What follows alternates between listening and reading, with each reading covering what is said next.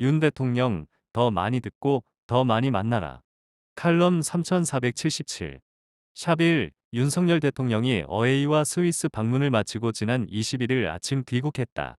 적잖은 성과에도 불구하고 나경원 사태와 이란 발언으로 무쳐 많이 아쉽다. 나경원은 대통령이 출국한 뒤 문제를 더 키웠다. 해임을 두고 자의적으로 해석했던 것. 결국 사과를 했지만 그것으로 끝날 일이 아니어서 주목된다. 이번 어웨이 방문 중 300억 달러의 투자 유치 계약을 맺었다. 엄청난 성과가 아닐 수 없다. 역대 최고임은 물론이다. 이런 외유는 100번 나가도 좋다.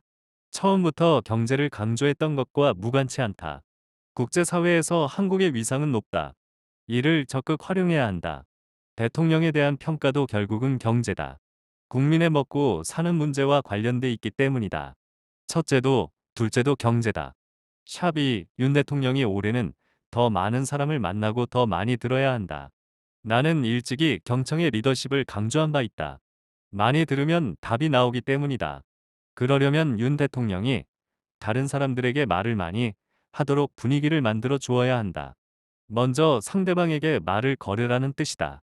나는 2021년 윤 대통령이 검찰총장서 물러난 뒤 여러 차례 통화를 했다. 물론 그때까지는 얼굴을 보지 못한 상황이었다. 윤 대통령은 말을 할 때 상대방을 편하게 하는 스타일이다. 화제도 무궁무진하다. 이런 장점을 살려야 한다. 야당 인사와도 만나 협치를 했으면 좋겠다. 국민들이 바라는 바다. 윤 대통령은 설날 가족 및 지인들과 떡국을 함께 먹었다고 한다.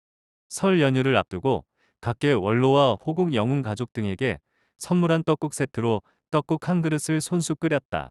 앞서 대통령 부부는 경북 의성 떡국떡, 전남 신안 곱창김, 충남 청양표 고체, 강원 인제 황태채, 인천 옹진 홍새우, 경남 통영멸치 등 지역 농수산물 6종으로 구성된 설 선물을 각계에 보낸 바 있다.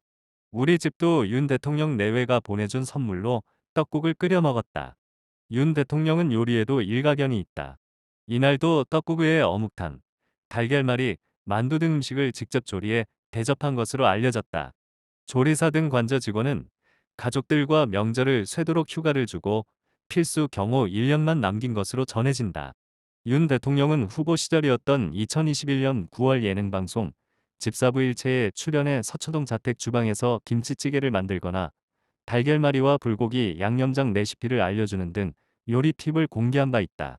대선 직전이었던 지난해 초에는 공식 유튜브 채널에 윤 대통령이 직접 요리를 대접하고 시민들의 고민 상담을 해주는 콘셉트의 성렬이 형내 에피소드를 연재 촬영하기도 했다. 이때 윤 대통령은 가장 자신 있는 요리를 묻는 말에 김치찌개라고 답하기도 했다.